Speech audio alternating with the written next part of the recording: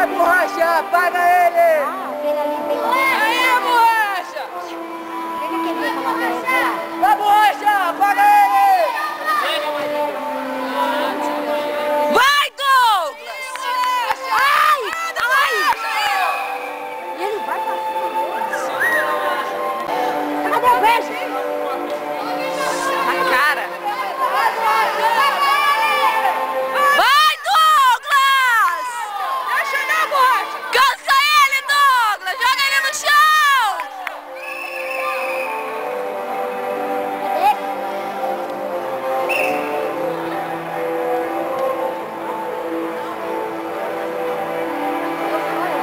O molequinho tá dando trabalho pro Douglas, hein? Ah, borracha! Aê! Aê, borracha! Moleque! Ei, Joga no tomatinho. isso daí eu não entendo, não. Você sabe se é válido ou se não? Porque lá não gostou, não. Por isso que eu tô falando. Você vale? Os daqui não gostam mesmo, não. Ele tá tudo em rosto. Mas eles estão dando na cara. Apanha não, borracha, bate!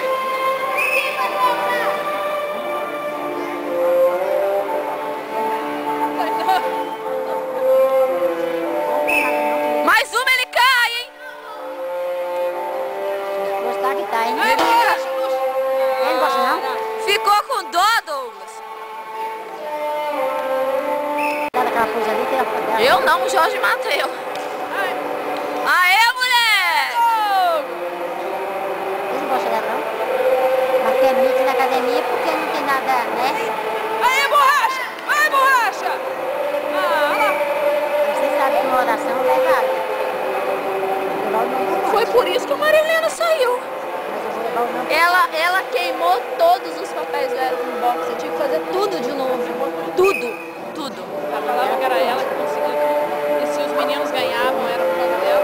Nossa, ela, no campeonato brasileiro, o Jorge não viu. Depois eu falei, Jorge, você não tá vendo o que você tá fazendo. Nossa, ela colocou as crianças pra baixo do chão que as crianças perderam. Que Sai de isso? lá pra vir aqui perder. Pode incentivar, cara. Não, tem que colocar a criança pra cima, né? Eles vieram com tanto esforço, né? Não foi bom que tem todo mundo. Se perdeu, o que pode fazer? Vou fazer tudo pra ganhar, mas se acontecer de... Xingando eles pra perder. Não. Errar é humano agora. Douglas! Que Douglas? Douglas não. É Douglas mesmo, sim, é gente. mesmo. É pra pagar.